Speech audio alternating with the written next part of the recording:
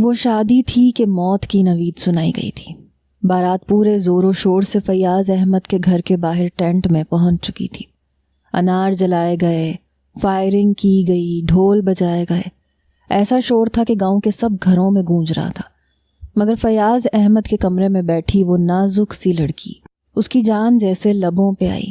رنگت فک تھی، دل یوں تھا کہ پسلیاں توڑ کے باہر نکل آئے گا، کیونکہ جس قیامت سے وہ ڈر رہی تھی وہ اس کے آنگن میں آ چکی تھی۔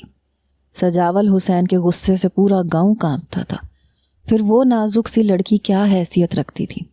وہ جانتی تھی کہ جیسے اس صیاد کو پتہ چلے گا تو وہ اس گھر کی اینٹ سے اینٹ بجا کے رکھ دے گا۔ ردا کا چہرہ چادر سے گھونگھٹ میں چھپا ہوا تھا اور وہ بری طرح سے سسکیوں سے رو رہی تھی، لیکن اس وقت وہ 17 سالہ لڑکی پہ کسی کو بھی رحم نہیں آ رہا تھا۔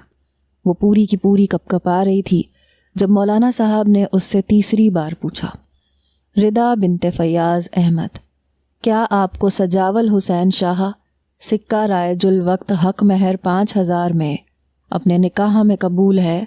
اس بار بھی ردا نے اقرار نہیں کیا تھا، لیکن سجاول حسین شاہ کی غضبناک نظریں فیاض احمد پہ جا کے ٹکی تھیں، جو کہ اس وقت بری طرح سے کپکپا رہا تھا۔ جھریوں سے بھرے چہرے پہ آنسو تواتر سے بہہ رہے تھے۔ اس نے ردا کے کندھے پہ ہاتھ رکھا، کہنے لگا، تمہارے باپ کی عزت کا سوال ہے ردا، کہو کہ تمہیں قبول ہے۔ اپنے باپ کی عزت رکھنے کے لیے ردا نے روتے ہوئے کہا کہ اسے یہ نکاح قبول ہے۔ جیسے ہی ایجاب و قبول ہوا، سجاول حسین شاہ بڑے غصے سے کھڑا ہوا اور اس نے ردا کی نازک کلائی پکڑی اور اسے کھڑا کیا۔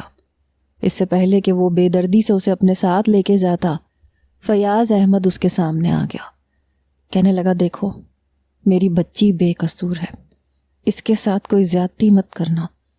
سجاول حسین شاہ کہنے لگا، میرے لیے تمہاری بیٹی صرف بدلے کا سامان ہے، اس لیے تم مجھ سے رحم کی امید مت رکھنا۔ پوری برادری میں جو ذلت مجھے اٹھانی پڑی ہے اس کا خمیازہ یہ بھگتے گی، اور پنچایت کے فیصلے کو مد نظر رکھتے ہوئے تم پوچھ گچھ کا حق نہیں رکھتے۔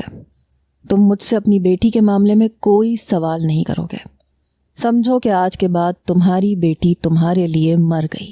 یہ نہ سمجھنا کہ اس کی رخصتی ہو رہی ہے، یہ سمجھو کہ اس کا جنازہ اٹھ رہا ہے۔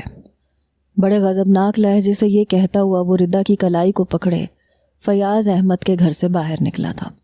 اپنی جیپ کا دروازہ کھولا، ردا کو دھکیلنے کے انداز میں گاڑی میں بٹھایا اور دوسری جانب سے خود بیٹھ گیا۔ جیپ کی پچھلی نشستوں پہ اس کے گارڈ بندوقیں تانے چوکنے کھڑے تھے۔ کچھ ہی دیر میں گاڑی